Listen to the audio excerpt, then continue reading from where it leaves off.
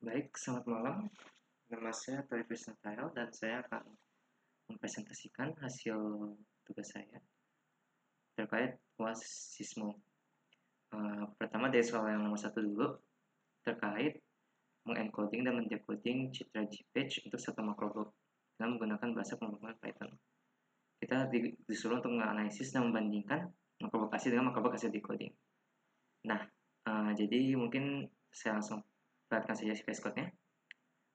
Pertama, saya sudah mengambil selfie dan pada selfie itu kan awalnya formatnya itu dalam bentuk PGR. Nah, tapi untuk CP sendiri, untuk plot time show ini, dia itu ngebacanya harus dalam bentuk format RGB. Makanya image itu kita ubah dulu ke RGB. Selain itu, setelah kita ubah ke RGB, dia akan hasilnya menjadi seperti berikut. Sebentar.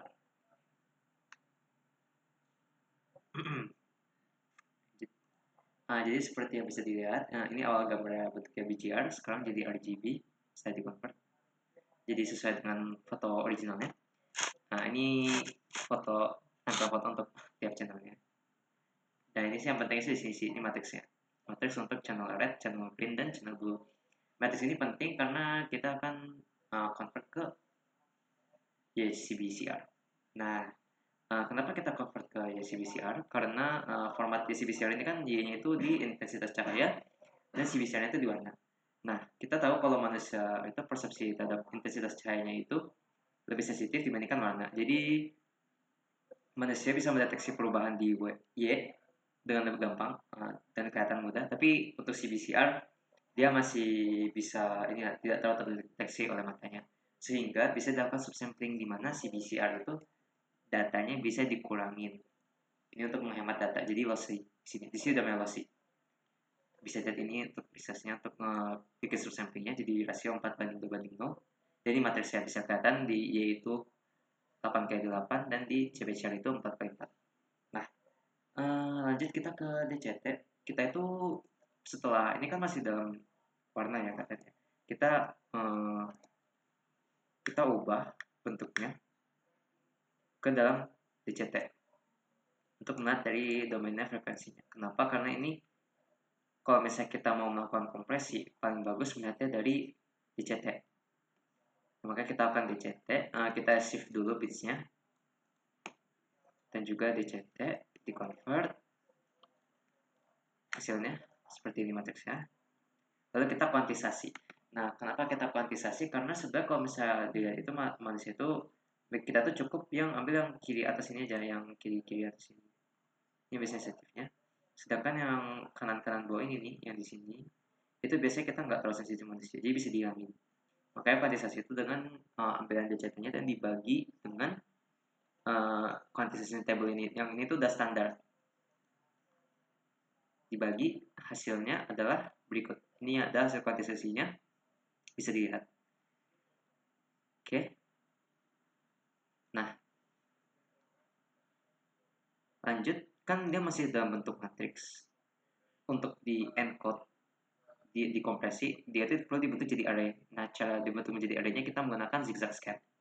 Jadi dia scan secara zigzag, membentuk sebuah array, lalu kita encode. Ada beberapa metode untuk encode, bisa menggunakan Huffman atau mungkin cara lain, tapi untuk soal ini, demonstrasi ini saya menggunakan RLE. Inti dari logika RLE-nya itu adalah selain yang pertama ini, value pertama ini, dia akan nyimpen 2. Nah, ini tuh 0 ini tuh nandain jumlah angka bit 0 sebelum min 1, nilai min 1 ini. Nah, jadi kalau misalnya dilihat misalnya ini min 15 kan min 15 ini. Oh, ini 0 min 1. Berarti dia tuh nggak ada 0 langsung min 1 di sini. Nah, di sini kan ada 1, min 1. Berarti 0-nya ada 1 dulu baru ada min 1. Ini kan. Nah, kalau misalnya dengan kayak 31 ini berarti itu ada 3 0 baru 1. Itu untuk encoding, jadi kita kompresi supaya datanya lebih sedikit lah yang perlu disimpan. Nah, itu jadi begitulah cara untuk encodingnya. Sekarang kita dekompresi. Kita dekompresi dengan pertama itu ya kita decode dulu array-nya jadi bentuk array yang lengkap arraynya itu lalu dibuat kembali menjadi sebuah matriks di reverse zigzag di sini. Nah, habis itu baru kita dikuantisasi dengan mengkalikan matriks itu dengan tabel untuk yang kuantisasinya, tabel untuk dekuantisasinya. Udah, lalu setelah udah kita kuantisasi, baru kita tambahin bitnya dan kita ubah ke bentuk YCBCR. Itu kita lakukan untuk channel Y, channel CB, dan channel CR juga, sehingga nanti kita dapat hasilnya tuh matriks sebagai berikut. Nah, sebenarnya itu kalau misalkan kita coba bandingkan dengan yang di awal,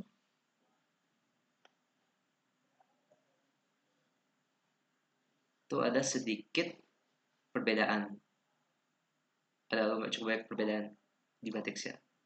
Sehingga ketika kita convert lagi ke RGB dan kita rekonstruksi, terlihat warnanya berbeda. Di mana makroblok foto asli ini bentuk pixel warnanya itu lebih detail dan kualitasnya lebih bagus dibandingkan hasil rekonstruksi dari segi warnanya. Nah, untuk jadi itu analisisnya intinya adalah setelah dilakukan decoding, encoding dan decoding, hasil rekonstruksi akan menjadi tidak lebih baik dari segi warna dibandingkan dengan foto aslinya karena dia telah mengalami lossy compression. Jadi ada data yang hilang saat melakukan encoding.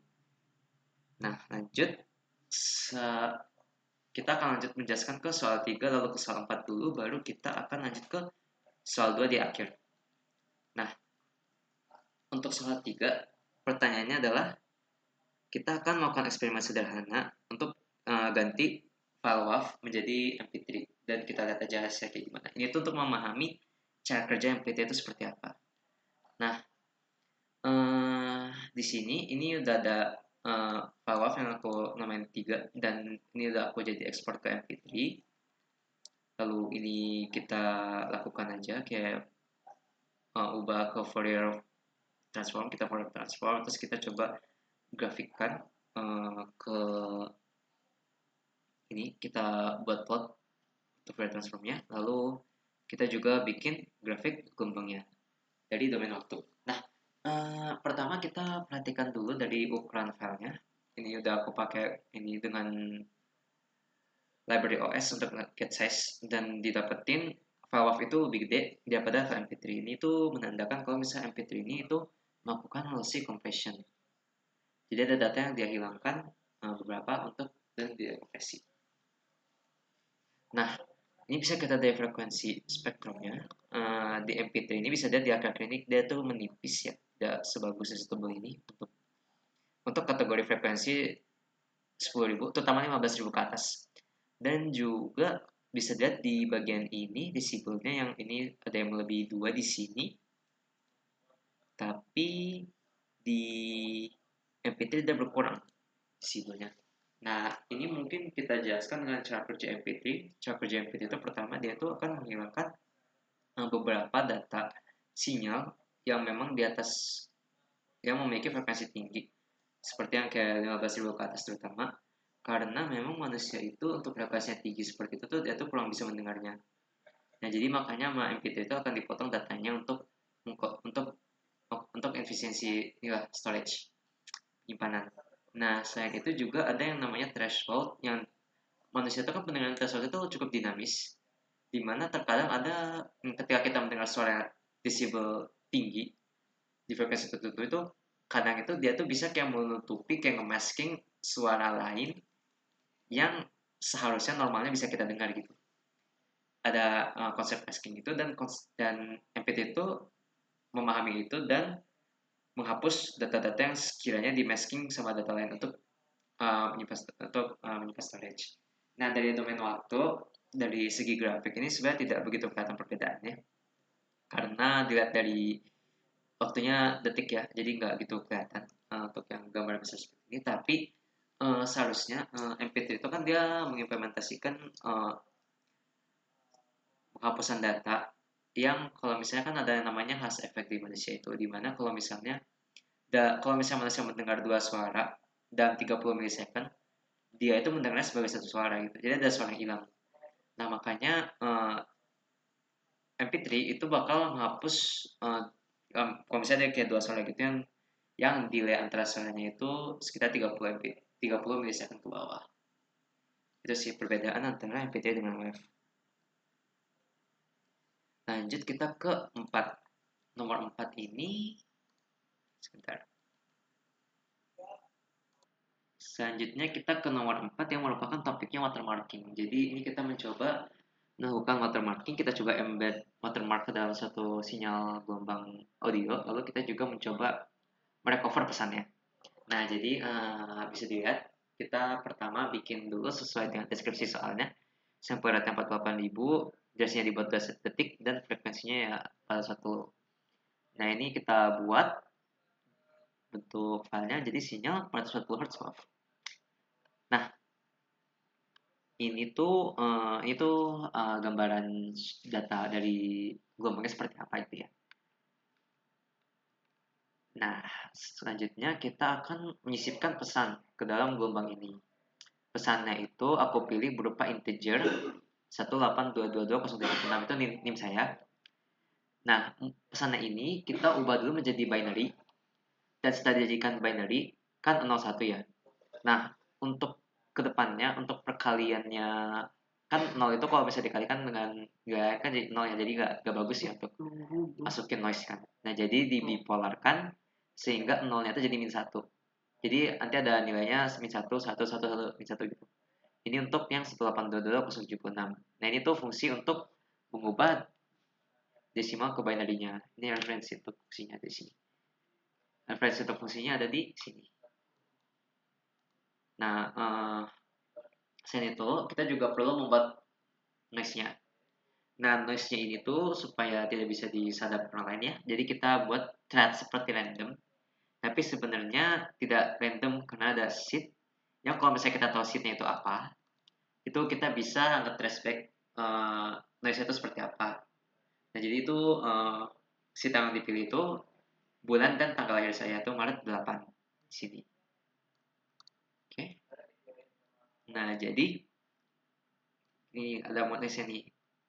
Kita ambil panjang datanya. Itu kan data tadi ada 96.000, udah nih 96.000 ya, atau 96.000 bit satu min gitu. Karena sudah random kita juga sekasnya ya isinya tuh min 1 sama 1 aja.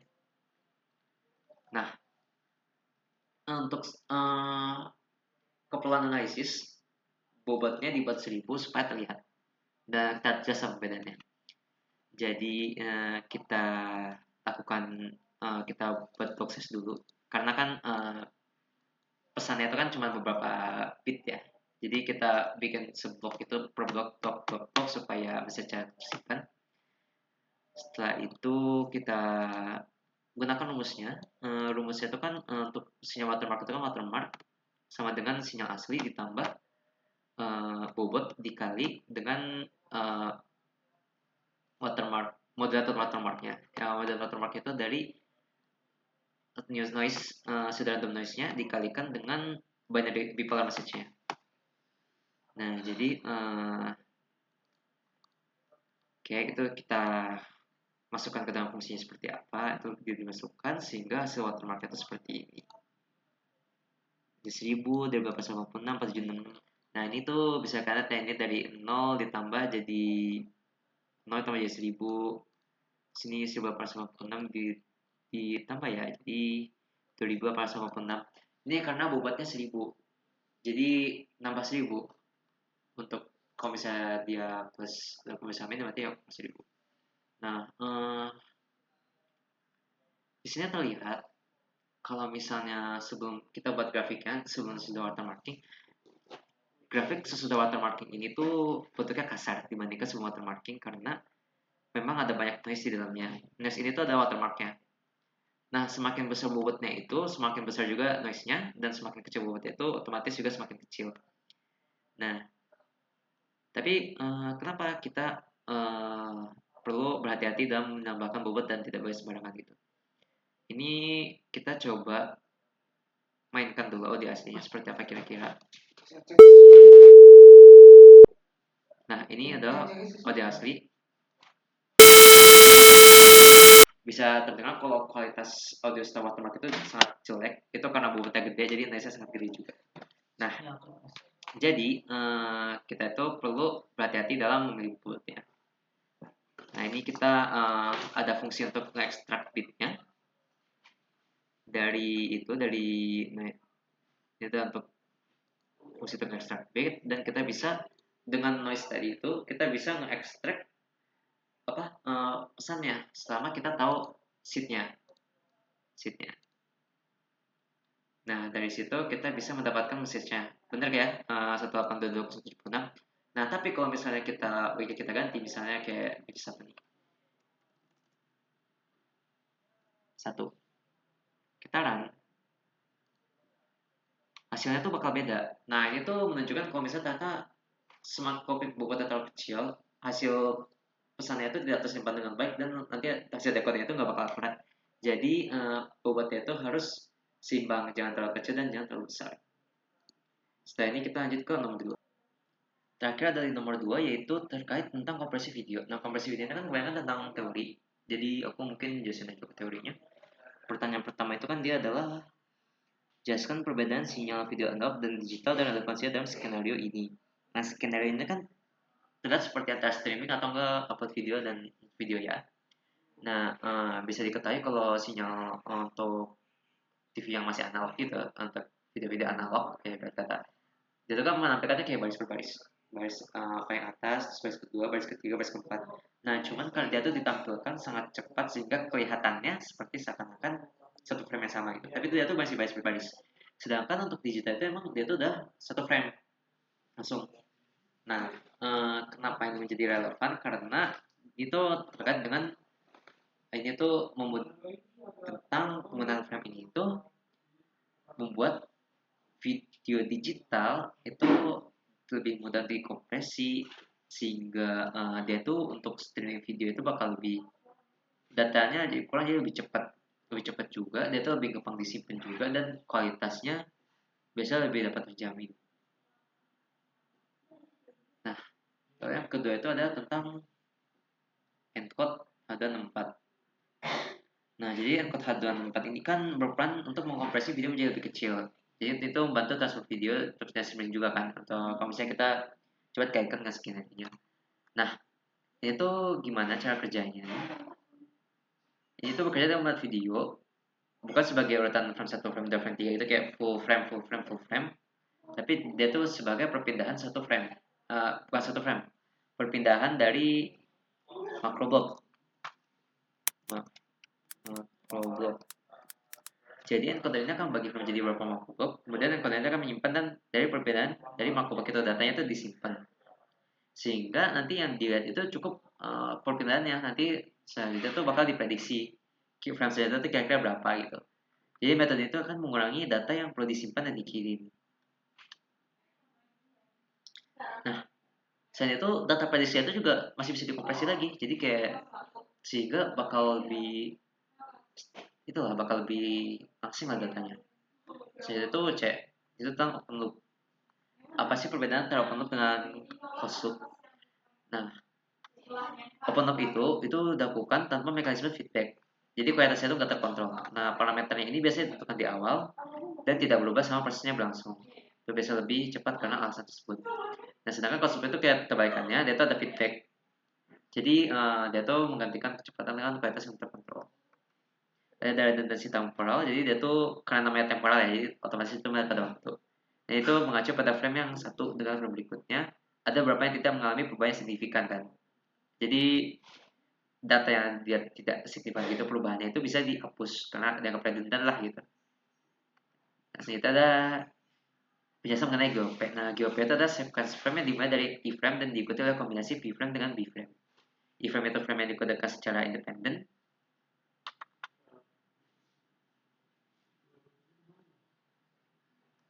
Dan menjadi titik referensi. Predicted frame itu ada frame yang diprediksi dari frame sebelumnya, jadi itu mengurangi temporal latency juga. Karena dia tuh berarti kalau misalnya I-nya itu ada referensinya, P-nya itu ada prediksi berdasarkan referensi atau berdasarkan prediksi sebelumnya. Nah kalau big frame ini tuh dia tuh kayak prediksi, dia tuh berdasarkan frame sebelumnya, tapi dia juga ngambil referensi juga dari frame selanjutnya di depannya juga, sehingga dia tuh lebih berkaitan sama hasil ininya, hasil dekompresinya. Karena dia prediksi menggunakan dua frame, dua acuan kan.